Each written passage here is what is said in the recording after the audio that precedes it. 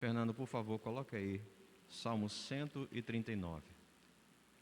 Nós ainda temos alguns minutos, eu quero compartilhar uma palavra com você nessa manhã, para nós voltarmos para casa entendendo o nosso propósito.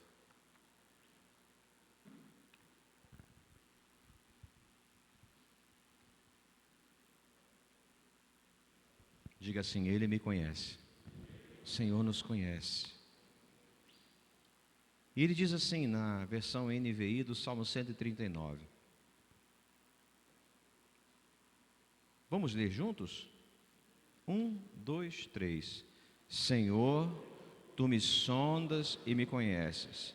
Sabes quando me sento e quando me levanto. Por que você me deixou sozinho? Vamos lá? De longe percebe os meus pensamentos. Sabes muito bem quando trabalho e quando descanso. Todos os meus caminhos são bem conhecidos de Ti. Antes mesmo que a palavra me chegue à língua, Tu já a conheces inteiramente. Senhor, Tu me cercas por trás e pela frente, e pões a Tua mão sobre mim. Tal conhecimento é maravilhoso demais e está além do meu alcance. É elevado que não posso atingir, é tão elevado, que não posso atingir. Verso 7, vamos lá?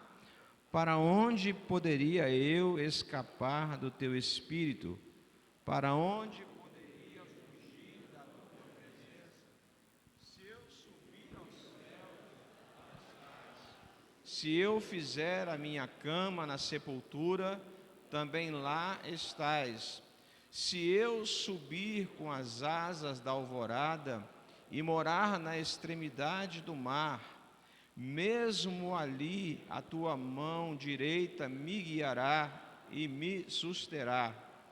Mesmo que eu diga que as trevas me encobrirão e que a luz se tornará noite ao meu redor, verei que nem as trevas são escuras para ti.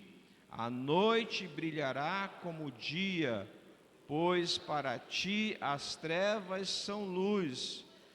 Tu criaste o íntimo do meu ser e me teceste no ventre de minha mãe. Eu te louvo porque me fizeste de modo especial e admirável. Tuas obras são maravilhosas, digo isso com convicção. Meus ossos não estavam escondidos de ti, quando em secreto fui formado e entretecido como nas profundezas da terra. Os teus olhos viram o meu embrião, todos os dias determinados para mim foram escritos no teu livro, antes de qualquer deles existir.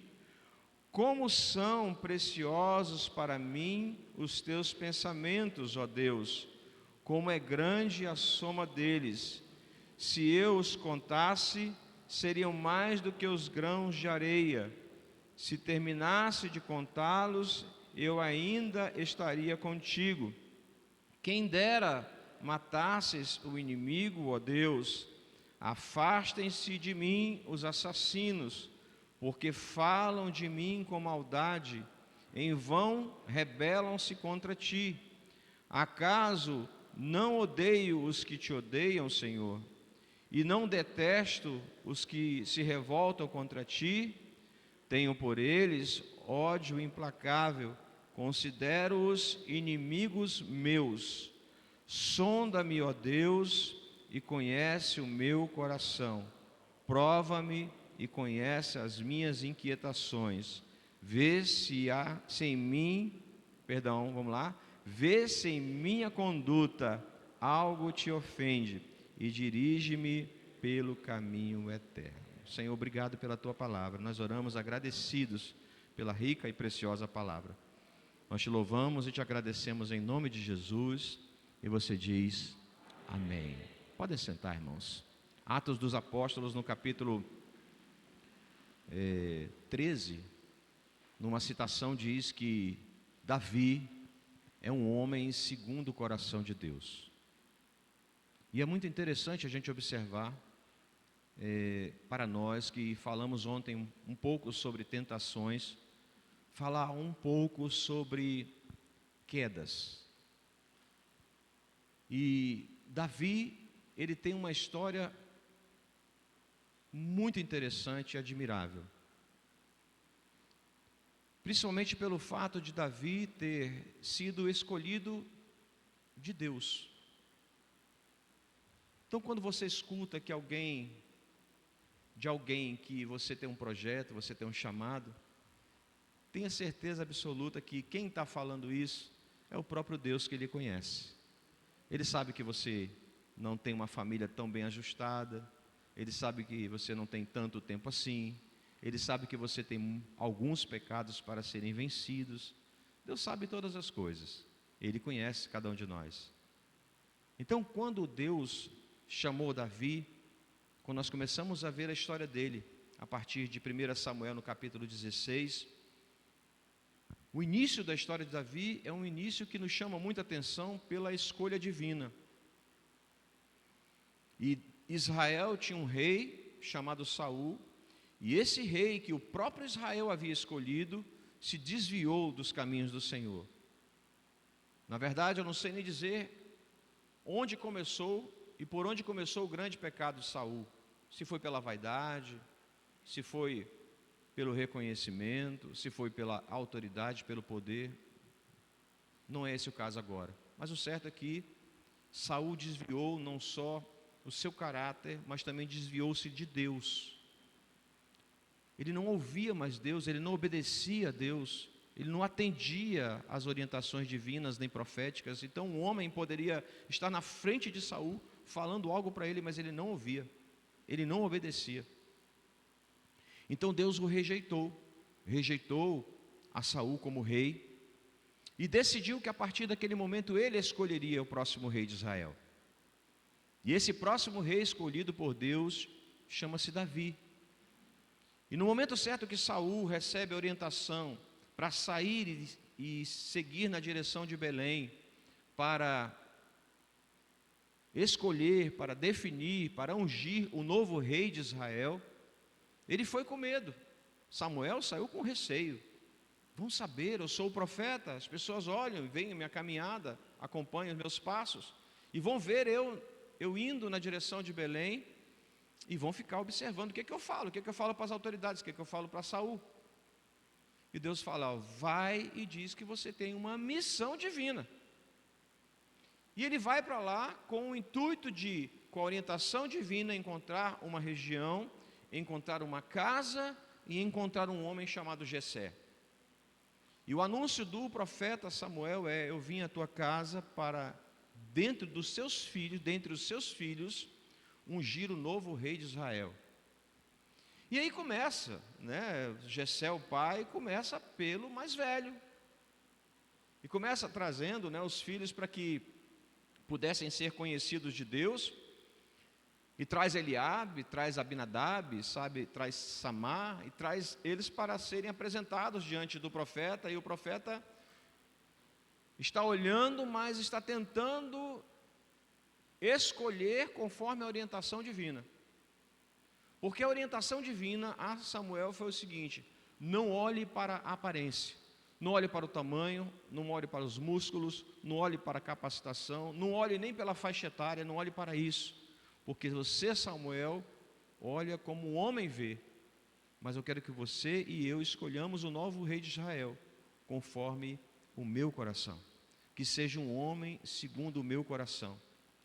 E é essa que é a grande questão, porque quando nós falamos em outras partes da Bíblia, nós observamos que Davi é um homem segundo o coração de Deus. No decorrer da caminhada, ele se desviou gravemente dessa nomenclatura, o homem segundo o coração de Deus.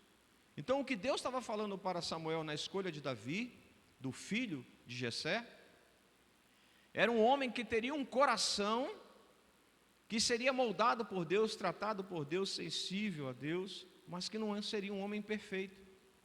E quando Samuel pergunta para Jessé: acabaram-se todos os teus filhos? Todos estão aqui? Não é nenhum desses. Tem um ainda, profeta. Ele está apacentando ovelhas, chama-se Davi. E quando ele chega, diz a palavra do Senhor que ele era ruivo, era diferente, aparentemente diferente, mas aquilo que ele tinha fora não tinha nada a ver com aquilo que Deus queria, que era o seu próprio coração. Então lá o óleo que estava dentro do chifre foi derramado sobre a cabeça de Davi, porque Deus escolheu aquele rapaz para começar um grande projeto. Talvez você olhe você no espelho hoje, olhe para você mesmo hoje e diga: que projeto é esse que Deus tem para a minha vida? O que Deus tem separado para mim? Eu tenho tanta coisa para acertar na minha vida, tanta coisa para ajeitar.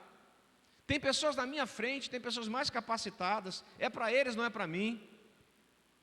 Porém Deus conhece o seu coração, conhece o meu coração, e como Ele conhece o seu coração e o meu coração, Ele decidiu escolher você, derramar o óleo sobre a sua cabeça.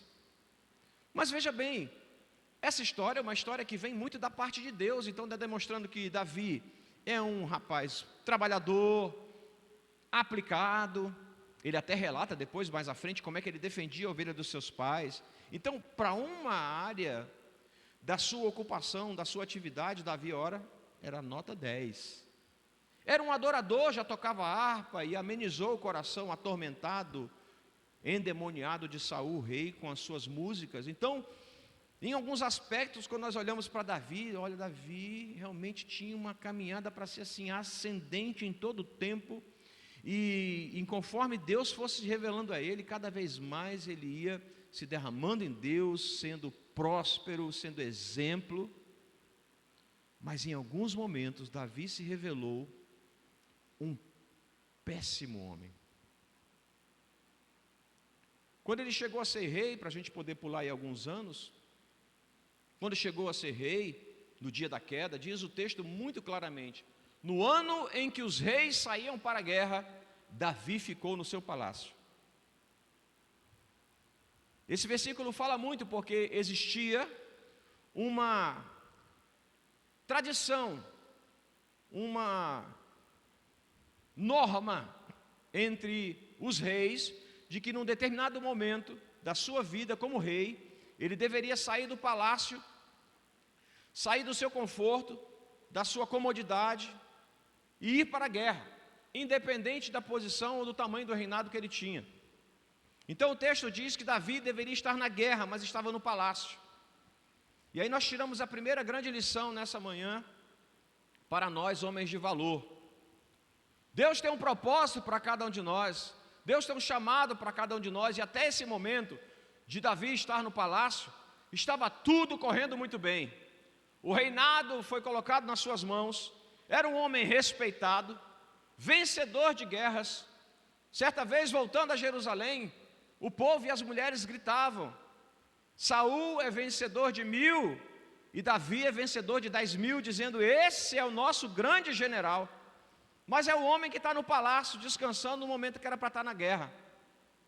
Primeira grande lição que nós precisamos tirar aqui, irmãos, nessa manhã, nesse texto, abordando esse assunto de um homem segundo o coração de Deus, muitos homens que estão aqui nesse lugar eram para estar na guerra, eram para estar no propósito, já eram para estar no alinhamento, para aprender, mas decidiram ficar no palácio, decidiram ficar no conforto, dizendo: não mexa comigo. E nós precisamos entender, irmãos, que hora de chamado para a guerra é para generais, é para soldados, é para homens. Por favor, não quero aqui considerar força, capacidade, nem comparar com o gênero feminino. Não é isso o propósito. Nós estamos filmando aqui e não é esse o propósito. Mas eu pergunto a você: se nós tivéssemos a certeza que o nosso exército brasileiro, todo ele, que precisa enfrentar desafios de uma força, de um corpo cheio de testosterona e preparado, você confiaria saber que o exército brasileiro, todo ele, é formado por mulheres? Provavelmente você ficaria dizendo: a mulher em alguns momentos ela vai querer parar para retocar a maquiagem. Alguns momentos ela vai dizer: ai, pena de autopiedade. Então, irmãos, Deus está chamando homens que estejam dispostos a sair do seu conforto, da sua vida mesquinha, parada, apática, para enfrentar uma guerra. Porque o ano chegou, irmãos. Está faltando homem no Brasil, está faltando homem no mundo, e as mulheres estão tomando nosso lugar. Está errado, mais para nós do que para elas. Elas têm o espaço delas, são maravilhosas. Talvez muitas delas fizeram a força, o esforço de um exército para você estar aqui sentado nesse lugar. Mas eu digo a você: o soldado é você, o general é você, o líder é você. Diga amém. É você. Você tem que ser o primeiro a se levantar. Você tem que primeiro tomar atitudes. Você primeiro dizer está certo ou está errado. É você. Mas aí, veja como um abismo chama outro abismo. Porque Davi, no ano que os reis deveriam sair para a guerra, Davi fica no palácio. E ele vai, acorda, espreguiça em horário mais alongado, descanso merecido de um rei. Chega na varanda do palácio e observa uma mulher tomando banho nua. E ali revela-se uma tentação que nós falamos ontem. Davi olha aquela mulher, se afeiçoa, deseja, não se controla, chama os seus servos e diz: traga aquela mulher que mora naquela casa, aquela ali. E Batseba é trazida ao palácio. O rei me chamou. Batseba era casada e Davi deita-se com ela, mantém relações, a ama, a possui, num adultério escancaradamente conhecido. Com seu amor, a sua paixão descontrolada, o seu desejo, suas tentações descontroladas, Davi engravida Batseba. E engravidando Batseba, ele precisa agora, Betseba ou Batseba, como você queira chamar, ele sabe que o marido daquela mulher é um soldado leal. Urias é um soldado general, um fronte de guerra leal. E ele precisa ajeitar aquele seu pecado. Agora a tentação tornou-se pecado. Uma tentação descontrolada tornou-se um pecado. E ele chama Urias, que estava lá na guerra, junto com os outros demais generais, Joabes, etc., e traz ele de volta. E quando traz ele de volta, diz: olha, você merece um descanso, dias de repouso, vá até a sua casa, desfruta a sua esposa. Porque Davi queria maquiar na relação sexual do marido Urias com a mulher Betseba a gravidez que ela tinha, a criança que ela tinha no ventre. E tudo isso demonstra um desvio de caráter de Davi. E essa aqui é a questão. Como pode Deus ter dito: Samuel, escolha um homem que vai ser rei de Israel, que é um homem segundo o meu coração, e que nesse momento se demonstra um cara completamente sem caráter, sem vergonha? A história é: Urias não aceita, ele não se sente digno de voltar para casa, deitar-se com a sua esposa, descansar, e diz: como posso eu ver e saber que os meus soldados e outros demais de Israel estão lutando e eu estou aqui em descanso? Então veja bem, Urias teve na sua mente a reflexão, a consciência que Davi não teve. E ele deita-se na porta do palácio, passa a noite toda, e surpreendentemente, quando Davi fica sabendo disso, chama ele de volta e diz: como é isso? Eu não te mandei descansar. Mas faz o seguinte: entrega essa carta para Joabes, e essa carta tem uma orientação, tem aí uma ordem minha, uma carta lacrada. E dentro daquela carta estava a ordem de Davi: coloque Urias na frente de todo o exército, para que ele morra. Não foi com essas palavras, mas o intuito era esse: coloca ele na frente. E isso acontece. Urias vai com a sua sentença de morte lacrada nas mãos, para entregar a um outro general. E esse general, abrindo em tenda, existe uma ordem do rei, um rei que está com falhas de caráter, para que esse homem seja morto. E Urias morre. Então, aparentemente, está tudo maquiado. E a questão é essa, irmãos. Nós, às vezes, conseguimos até maquiar a nossa vida para as pessoas, para quem nos conhece, para os amigos. Conseguimos maquiar para as pessoas que veem a nossa reputação. Mas Deus nos conhece e Ele nos conhece. E Ele, conhecendo tudo aquilo e sabendo todos os detalhes daquilo que Davi fez e que Davi pensava em fazer, Ele manda um profeta lá. E o profeta Natan entra pelas portas do palácio, pede audiência com Davi e pergunta para Davi: Davi, eu preciso lhe contar uma história. Um homem tinha várias propriedades e vários animais, e um outro tinha uma propriedade pequena com um pequeno animal, uma pequena ovelha. E vindo um visitante, vindo estrangeiros, viajantes naquela região, aquele homem que tinha muitas propriedades e muitos animais que poderia suprir e banquetear aqueles viajantes, ele foi lá e pegou o único animal daquele homem que tinha somente aquele, e o sacrificou para servir aos viajantes. O que você acha disso, Davi? E Davi, cheio da seu senso de justiça, seu senso de retidão, que às vezes a gente tem, infelizmente temos isso, de acharmos que somos melhores do que os outros. Eu escutei a história, nossa, que irmão fez isso? Como esse irmão conseguiu fazer isso? Como essa pessoa conseguiu fazer isso? Como esse homem conseguiu fazer isso? Ele vira para Natan e diz: é digno de morte, porque ele é muito mau, esse homem. Poderia ter pego de qualquer um desses animais e matado, servido, mas ele pegou daquela única.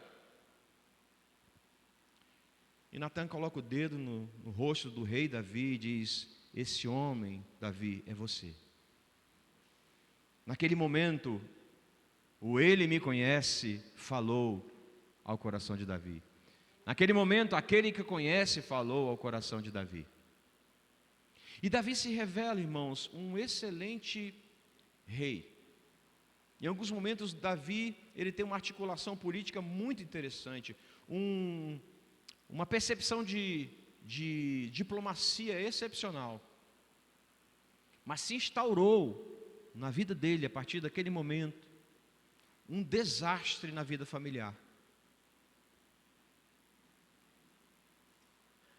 Vamos analisar um homem segundo o coração de Deus com um histórico como esse: adúltero, assassino, mentiroso.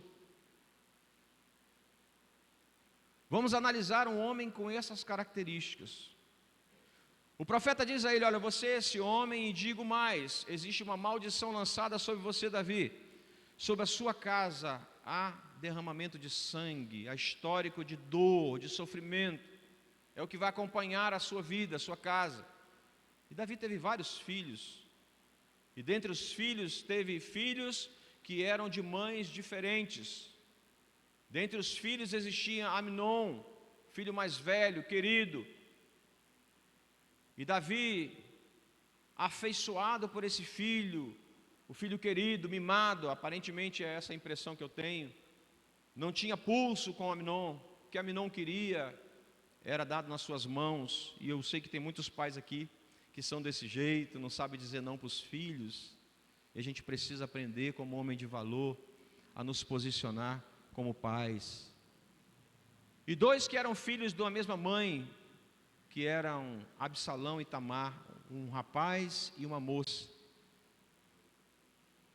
E Amnon se sente tentado e deseja a sua meia-irmã Tamar, irmã de sangue, pai e mãe de Absalão. E ele gera todo o estratagema para que, num determinado momento, ele pudesse ter Tamar na sua cama, a sua irmã. Ele faz todo um herendar, todo um enredo para que, numa ajuda de saúde, disse que estava doente, e o próprio Davi disse: olha, Tamar, vai lá e cuida, você já conhece seu irmão, sabe o que ele pode tomar. E no momento em que Tamar vai com o coração aberto para servir o seu irmão, Amnon toma a sua irmã e a estupra, a violenta. Então Amnon abusa da sua própria irmã. E ela clama, e ela chora, e ela diz: meu irmão, se você pedisse isso ao rei, ou qualquer outra mulher poderia ter conseguido, mas veja o que vai acontecer comigo, olhe para mim, olhe o meu futuro, está sendo todo estragado por causa disso. E ela clama naquele momento de abuso, de violência, mas o irmão não cede. Diz a palavra do Senhor que a vergonha acompanhou todo o resto da vida de Tamar, porque ela teve que se demonstrar na característica de uma pessoa estrupada, violentada, estrupada e violentada, mas calou a sua boca para não dizer que era o irmão. Mas a família sabia, Davi sabia. E Davi, sabendo dessa situação, não fez nada em relação a Amnon. Foi indiferente à dor da sua filha, foi indiferente à indignação do seu irmão Absalão, também filho, que pediu, que clamou por justiça. E a partir daí começou dentro da casa de Davi, dentro do palácio do descanso, a maior tormenta. Essa é que é a grande questão, irmãos.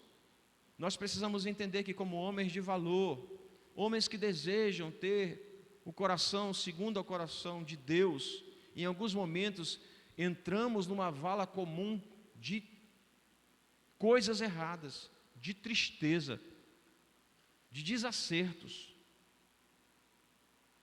E se estamos falando de um homem que tem o coração segundo o coração de Deus, esse homem, Davi, precisa de algo. Mas ele continua. Absalão desenvolve dentro dele uma vingança incontrolável do irmão. Eu tenho que matar Amnon, eu tenho que honrar a minha irmã.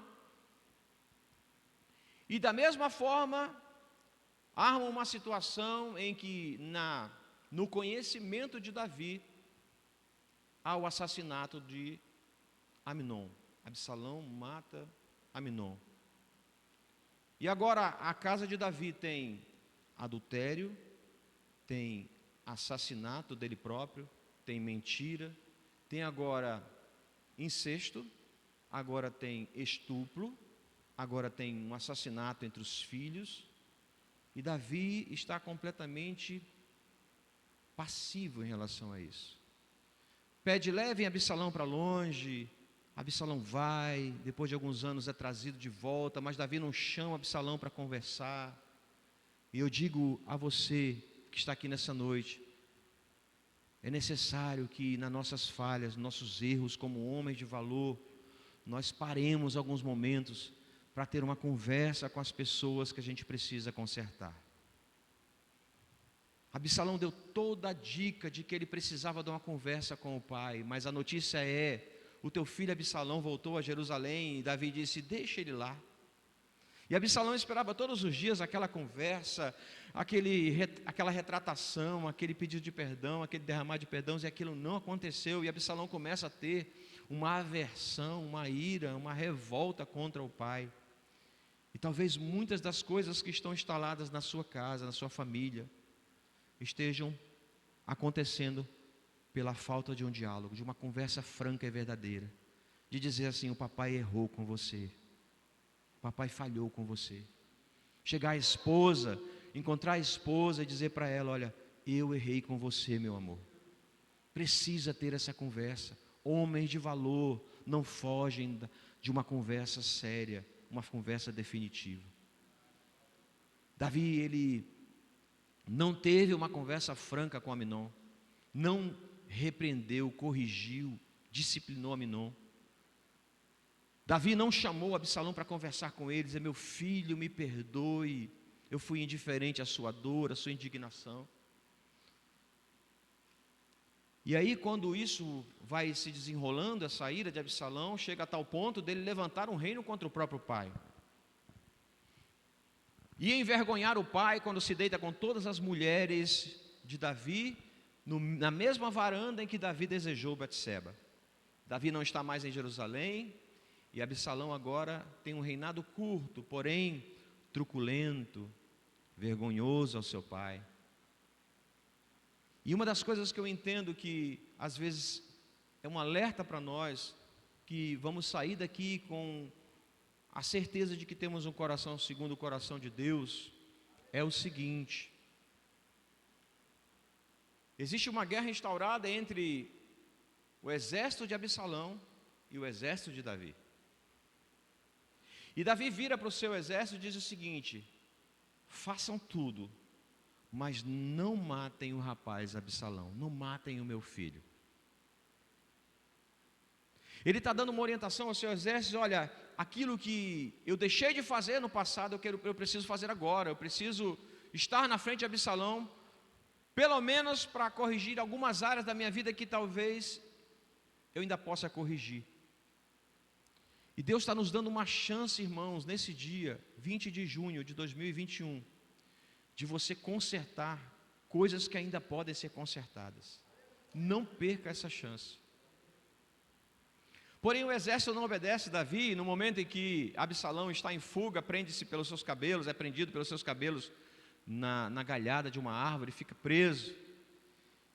E lá ali tem a chance, né, de se matar Absalão, mas a ordem de Davi é: tragam o meu filho Absalão, o jovem Absalão, o rapaz Absalão, à minha presença, tragam-no vivo. Mas os Joabes, conhecendo o coração do rei, achando que seria melhor para o rei, e é essa que é a questão. Às vezes nossos amigos nos conhecem, nossos familiares nos conhecem, e diz: ah, não, o que o rei pediu, mas eu acho que vai ser melhor para ele. Eu ouvi aqui alguns testemunhos de alguns homens dizendo assim: os meus amigos, que eram meus amigos, naquele momento a decisão de Joabes em sangrar Absalão e matá-lo preso pelos cabelos, foi a última chance que Davi teve de consertar um relacionamento. Então não espere que a morte chegue na sua casa para que você conserte os relacionamentos que precisam ser corrigidos.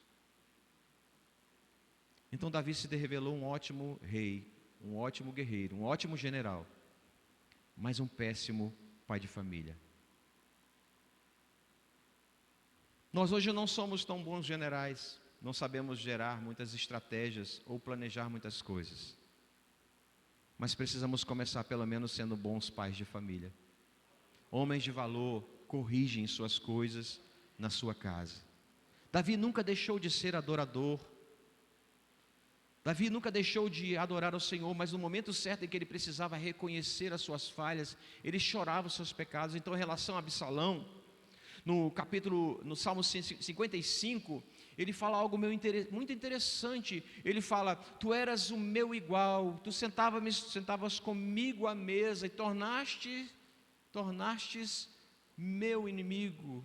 Tu ias comigo na casa da congregação. Ele está falando do filho inimigo.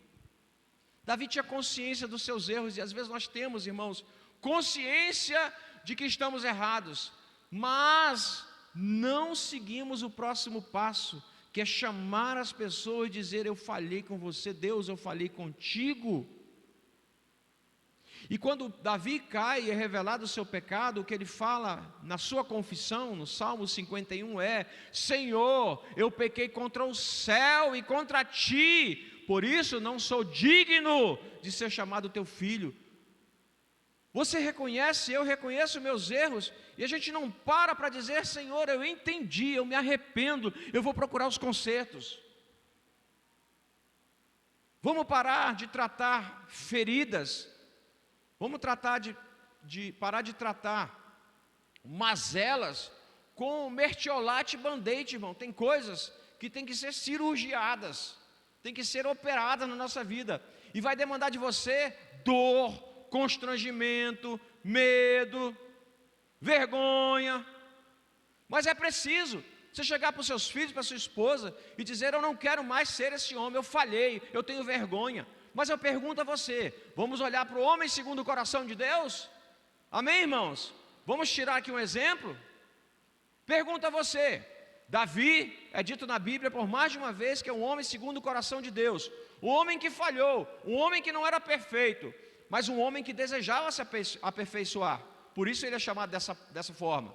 Mas mesmo que você conhecesse Davi e soubesse toda essa história que eu estou contando para você, mesmo que você soubesse que esse Davi, o rei Davi, foi chamado de homem segundo o coração de Deus, pergunto a você: você chamaria ele para ficar hospedado na sua casa no fim de semana? Você chamaria ele para ficar dormindo na sua casa 3 dias?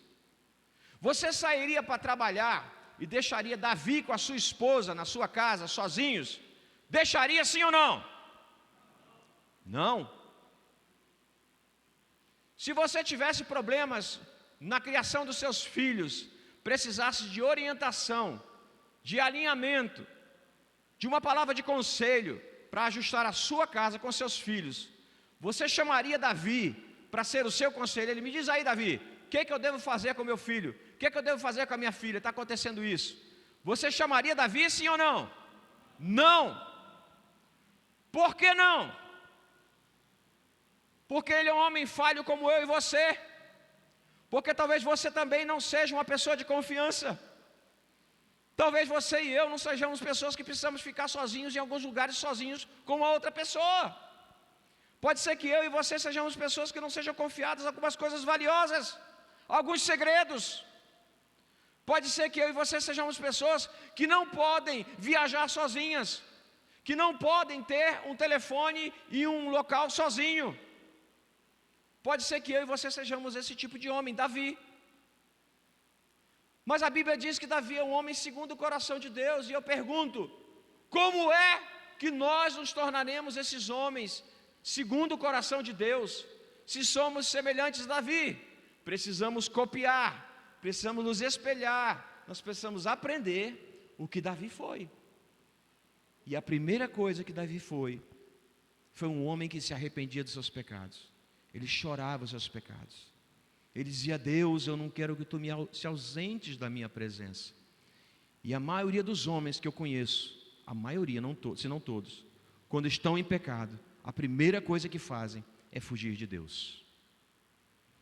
Então, se você caiu em tentação, e essa tentação lhe levou a um pecado, o melhor lugar para você correr é para a presença de Deus. É chorar os seus pecados e dizer: Deus, eu pequei contra o céu e contra ti, por isso não sou digno de ser chamado teu filho. Então, quando Davi fala: tu me sondas e me conheces, tu sabes quando eu me assento e me levanto, Salmo 139, que nós lemos no começo, ele sabia exatamente: Senhor, tu sabes que eu sou, em alguns momentos eu falhei gravemente, mas eu prefiro mais a tua presença do que qualquer outra coisa. Eu prefiro muito mais o teu perdão do que qualquer outra coisa. Eu prefiro muito mais a tua face do que qualquer outra coisa. Então, quando ele fala no Salmo 3, versículo 1 e 2, bota aí, Fernandinho, para a gente encerrar. Salmo 3, versículo 1 e 2, Salmo de Davi. Davi tem dezenas de salmos, né? E ele diz assim: Senhor, muitos são os meus adversários, muitos se rebelam contra mim. São muitos os que dizem a meu respeito: Deus nunca o salvará. Esse salmo foi o salmo que ele escreveu quando Absalão já estava com o seu exército montado. E o que Davi está falando é: os meus adversários, inclusive o meu filho, está dizendo para mim que Deus não me salvará, nunca me salvará. Não é necessário que você levante seu braço, mas quantas pessoas viraram para você e disseram: esse aí vai ser crente, esse vai ser salvo, esse aí, não precisa levantar seu braço, eu sei que tem. E Davi tinha consciência disso, você precisa ter consciência disso, de que você é um pecador e precisa se arrepender. Então, quando os seus adversários, quando as pessoas que te conhecem dizem: esse nunca vai ser salvo, ela tem toda a razão, porque ela te conhece do jeito que você é. Mas aquilo que Deus vai fazer com você, só Ele conhece. Só Deus conhece. Só Deus conhece. Salmo 12, versículo 1 e 2, Fernando. Depois nós vamos para os 6 e 7. Salmo 2, Salmo de Davi sobre falsidade. De pessoas que vão dizer: olha, eu conheço homens aqui na igreja, e já ouvi vários, disseram que teve aposta sobre a sua mudança. Não sei se tem gente aqui ainda, né? mas que apostaram, dou 1 ano para desviar, dou 2 anos para desviar, dou 1 semana para desviar. Falsidade daqueles que dizem que nos amam, mas querem a nossa queda. Olha o que Davi fala a respeito de falsidade. Ele tinha consciência de que aquilo que ele revelava para as pessoas fazia com que elas julgassem a pessoa dele, de Davi. Então ele dizia: por que se amotinam as nações e os povos tramam em vão? Os reis da terra tomam posição e os governantes conspiram unidos contra o Senhor e contra o seu ungido e dizem. Agora pula para o verso 6, Fernando, por favor, 6 e 7. Não, peraí, filho, está errado o salmo, é 12, tá? 12, isso, vamos lá? Não, pula lá, Salmo 12, 1 e 2. Beleza. Contra a falsidade, ele diz: salva-nos, Senhor, já não há quem seja fiel, já não se confia em ninguém entre os homens. Verso 2. Cada um mente ao seu próximo, seus lábios bajuladores falam com segundas intenções. Então Davi tinha consciência de que ele podia estar sujeito a pessoa dizer assim: não, rapaz, você pode, você consegue. Não é necessário você mudar completamente, não. Não é necessário nem você virar crente. Versículos 6 e 7 agora, Fernando. Aí diz assim o Salmo 12 de Davi: as palavras do Senhor são puras, são como a prata purificada no forno, 7 vezes refinada. Verso 7. Senhor, Tu nos guardarás seguros, e dessa gente nos protegerás para sempre. Tem muita gente, muito homem, irmãos, que vai pela cabeça dos outros. Não tem nenhum aqui. Não tem nenhum aqui, todos estão lá fora. Que pela ideia de outros diz assim: rapaz, sabe que tu tem razão? Nós precisamos parar como homens de valor e dizer: Deus, só Tu me guardarás seguro, e dessa gente me protegerá. A Tua palavra fala a mim. Terceiro e último texto diz assim, Salmo 15, Fernando, fundamentos de caráter. E aí faz de conta que você vai ler comigo esse texto, do verso 1 até o verso 5, Salmo 15, de 1 a 5, tá, Fernando? Você vai ler esse texto e faz de conta que você não sabe que é Davi. Porque se você ler, pensando no Davi adúltero, se você pensar no Davi assassino, se você pensar no Davi péssimo pai, você vai dizer: esse homem está mentindo para Deus. Mas é nesse momento que Davi faz essa oração, é que ele está revelando que ele é um homem segundo o coração de Deus. Vamos ler? Fique de pé para nós lermos. Pode subir aqui, o Anderson. Vamos ler juntos, irmãos? Senhor, quem habitará no Teu santuário? Quem poderá morar no Teu santo monte?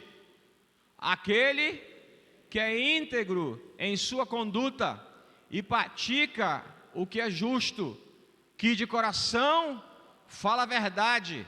Verso 3. E não usa a língua para difamar, que nenhum mal faz com o seu semelhante, e não lança calúnia contra o seu próximo, que rejeita quem merece desprezo, mas honra os que temem ao Senhor, que mantém a sua palavra, mesmo quando sai prejudicado. Verso 5, que não empresta o seu dinheiro visando algum lucro, nem aceita suborno contra o inocente. Quem assim procede, nunca será abalado. Davi está orando e dizendo: Deus, Tu me conheces, Tu sabes as minhas falhas, Tu sabes os meus defeitos, Tu sabes as minhas vulnerabilidades, mas eu quero estar na Tua presença. E ele diz: quem habitará no Teu tabernáculo? Quem morará no Teu santo monte? Senhor, os limpos de mão e puro de coração. Então o que ele está querendo dizer: Senhor, eu não sou a pessoa que eu estou dizendo que eu deveria ser. Eu quero ser aquilo que Tu está dizendo que eu devo ser. Hoje é o dia de nós limparmos as nossas mãos. termos um coração puro, sairmos com a convicção que a gente vai ter que procurar certas pessoas, líderes, pastores, amigos, pai, mãe, esposa, filhos, e ter uma conversa, ter um ajuste definitivo para termos um coração segundo o coração de Deus. Pastor, depois disso eu serei perfeito? Não, eu digo que você vai ser aperfeiçoado.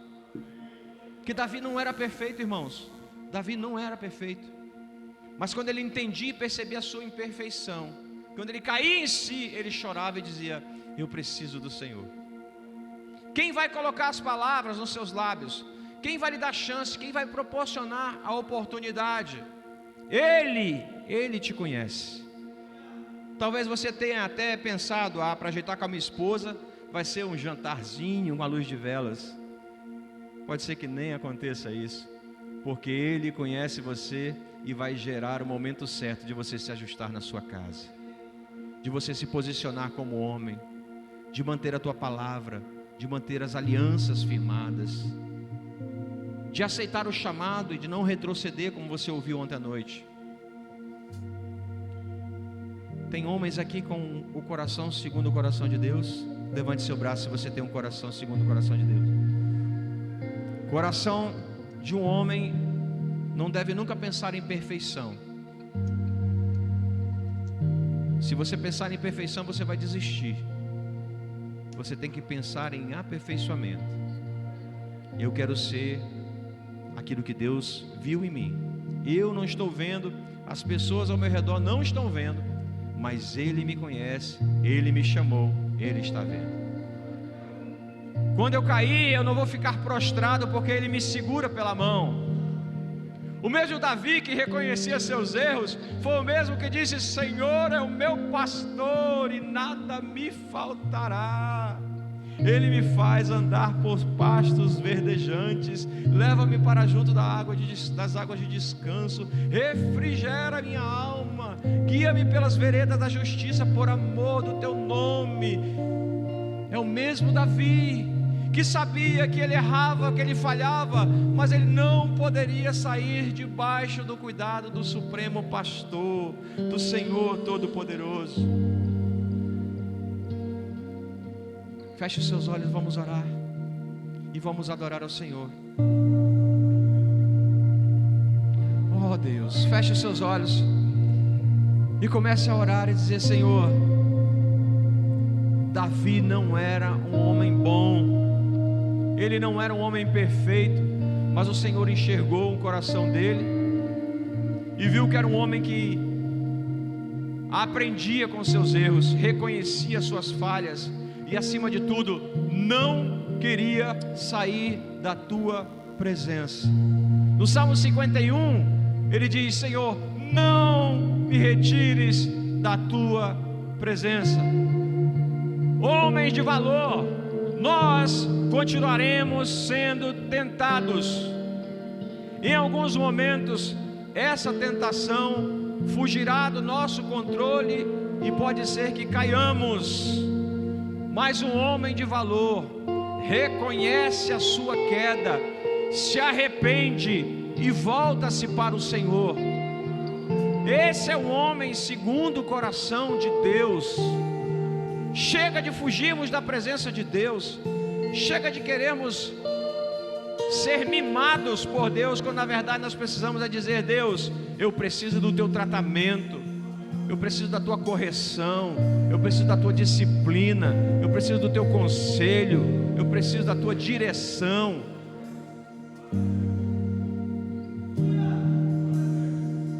Oh Jesus, fala conosco, Senhor. Se o Senhor tocar meus olhos, eu verei a tua face. Se o Senhor tocar meus lábios, eu serei purificado.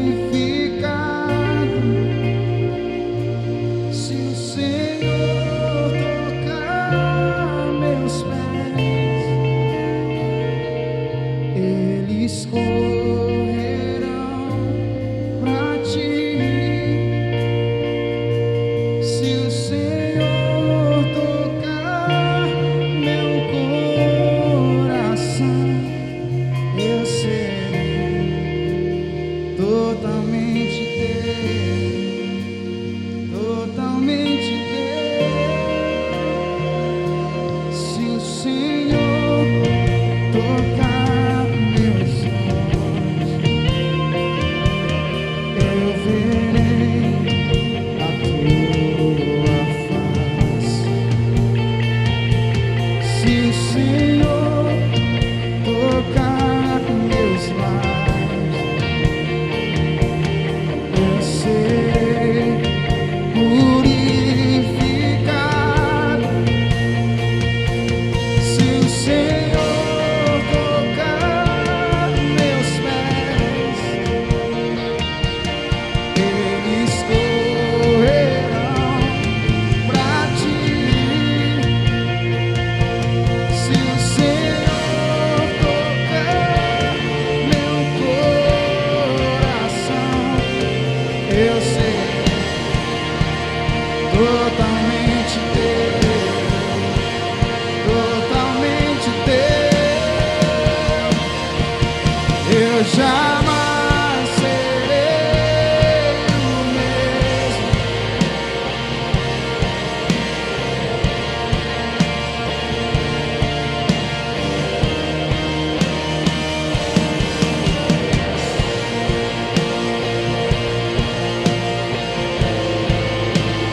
Quando teu amor tocar em mim, eu jamais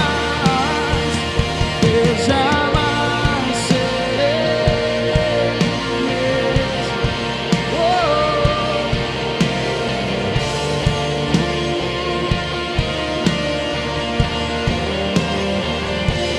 eu jamais serei o mesmo. Toca-me,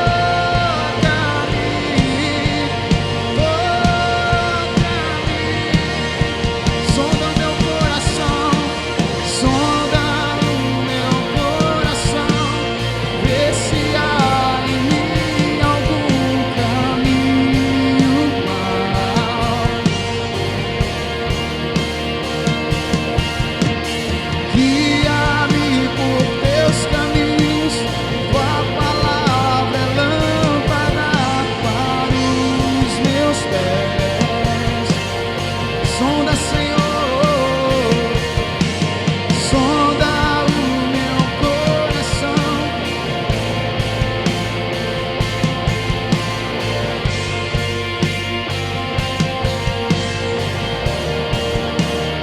Guia-me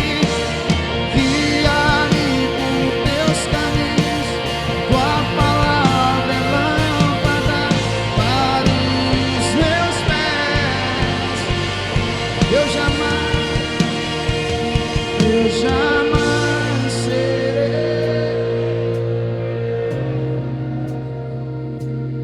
Eu jamais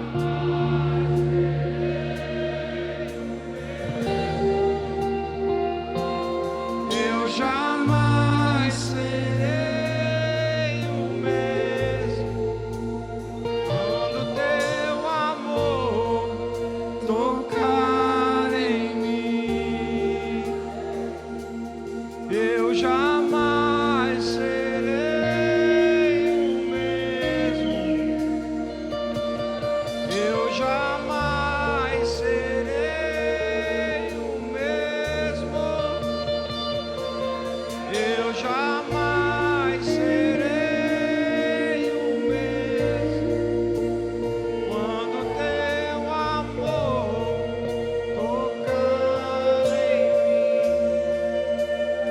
Aleluias! Você pode saudar o Rei? Aleluias!